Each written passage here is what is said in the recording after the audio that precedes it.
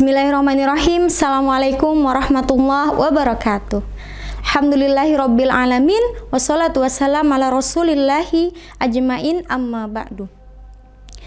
Segala puji bagi Allah atas segala nikmat yang luar biasa yang telah kita terima, baik itu nikmat manisnya iman dan juga Islam, hingga nikmat yang telah Allah berikan kepada kita sehingga kita dapat merasakan indahnya bulan Ramadan dan bisa berfastabiqul khairat di dalamnya. Kedua kalinya sholawat serta salam tak lupa juga kita hanturkan kepada Nabi besar Muhammad SAW beserta para keluarga beliau, sahabat hingga para pengikutnya sampai dengan akhir zaman. Rasulullah SAW bersabda di dalam riwayat Baihaqi, as-salatu imaduddin. Salat itu adalah tiang ad-din, agama. As-salatu imaduddin. Faman, dan barang siapa yang mendirikan, faman aqamas shalah, dan barang siapa yang mendirikan sholat, faqad aqamad din, maka dia juga mendirikan agama. Faman hadamaha, dan barang siapa yang menghancurkannya, faqad hadamad din, maka dia menghancurkan agama. Jadi dapat kita ketahui bahwa dalam hadis tersebut begitu pentingnya perihal tentang sholat gitu. Jika kita lihat secara zahir mengenai tiang gitu, diibaratkan oleh tiang, maka tiang itu kokoh, bentuknya kuat sebagai penopang sebuah bangunan seperti itu. Maka bangunan tadi dikatakan sebagai agama dan tiang tadi sebagai sholat. Ketika tiang tadi kokoh dan kuat, maka kuat pula suatu bangunan tersebut, maka kuatlah suatu agama tersebut. Namun ketika tiang tersebut tidak ditegakkan atau tiang tersebut rapuh, bahkan hancur, maka hancurlah sebuah agama tersebut. Maka sangat penting sekali perihal mengenai sholat. Dan dapat kita ketahui bersama bahwasannya sholat itu merupakan sebuah ibadah, suatu ibadah yang asilah ya, penghubung antara makhluk dengan khalik ya, dengan antara manusia dengan Robnya gitu. Yang tentunya isi dari sholat tersebut adalah doa dari hambanya kepada Robnya, doa-doa dari hambanya kepada Robnya atas apa yang diinginkan oleh hambanya. Kemudian dari sholat tadi banyak juga perintah-perintah di dalam Al-Quran mengenai sholat gitu. Salah satunya terdapat di surah Al-Ankabut ayat 45 yang juga biasa kita sering dengar ya. Innas sholata tanha anil fahsya'i wal munkar. Innas sholata, sesungguhnya sholat itu tanha, mencegah, anil fahsya'i wal munkar, mencegah dari perbuatan keji dan mungkar.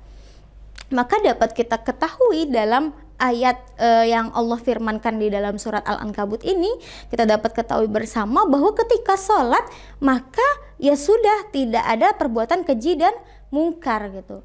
Namun terdapat pula orang-orang yang melakukan sholat tapi tetap gemar bermaksiat. Nauzubillahu min zalik. Mengapa demikian gitu? Dalam surah Al-Ma'un terdapat juga fawailul lil musallin, maka celakalah bagi orang-orang yang sholat. Mengapa celaka bagi orang-orang yang sholat? Lanjut ayat setelahnya, alladzina hum, dan mereka itu orang-orang yang an sholatihim, di dalam sholatnya sahun. Ya, mereka di dalamnya itu, di dalam sholatnya mereka itu lalai atau lupa seperti itu. Mereka lupa mereka lalai mungkin terhadap waktunya seperti itu. Mereka juga lalai terhadap sholatnya.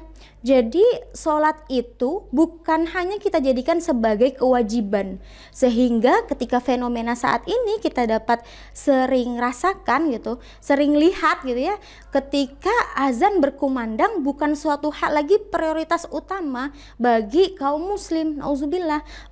tetap melaksanakan kewajiban-kewajiban duniawi lainnya seperti itu. Sehingga ketika azan berkumandang, saat iqomah pun sudah dikumandangkan, itu bukan lagi suatu hal yang harus segera dilaksanakan seperti itu.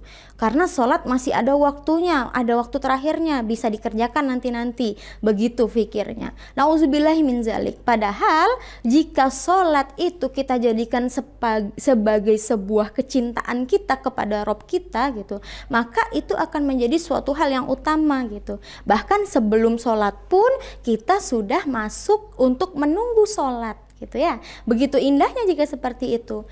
Maka kita tidak termasuk orang-orang yang lalai gitu. Ketika kita sholat, kemudian kita menghadirkan 3 perkara di dalam sholat, kita hadirkan mahabbah kecintaan, kita hadirkan roja pengharapan, dan kita hadirkan khauf rasa takut di dalamnya gitu, maka insya Allah sholat itu akan menjadi nikmat seperti itu. Sholat itu menjadi benar-benar penghubung antara kita dengan Rob. Kemudian sholat itu seperti kita merasakan manisnya gitu, karena kita terasa ihsan. Ihsan itu seakan-akan kita melihat Allah, atau seakan-akan kita rasakan Allah sedang melihat kita, atau kita sedang melihat Allah gitu. Terbalik ya. Jadi seakan-akan kita berusaha untuk melihat Allah. Jika kita tidak mampu, maka kita pastikan Allah sedang melihat kita seperti itu.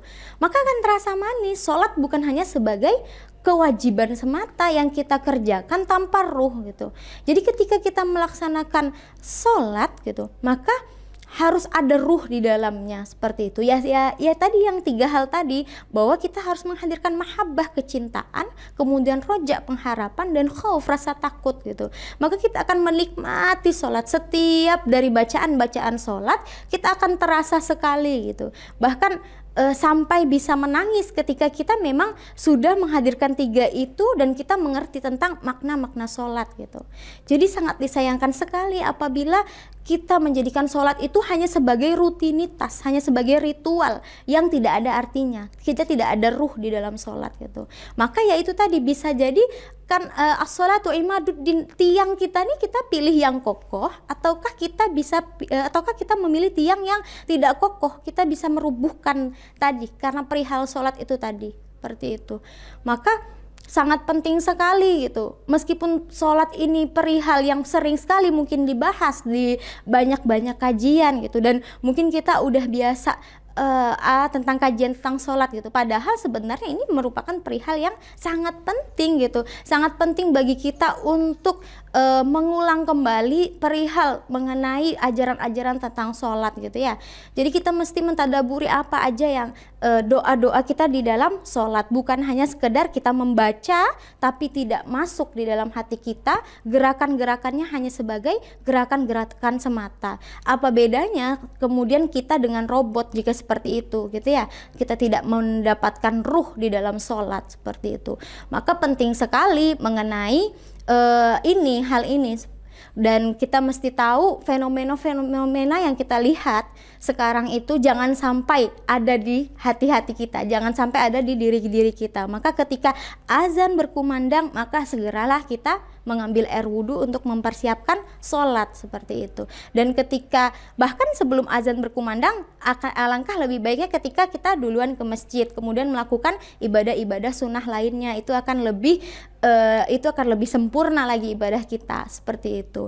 Maka pesan yang terakhir gitu, sholatlah, jangan menunggu hati kita bersih baru kita sholat, tapi sholatlah agar hati kita bersih. Oke, nun wal qalami wa mayasturun fastabiqul khairat. Wassalamualaikum warahmatullahi wabarakatuh.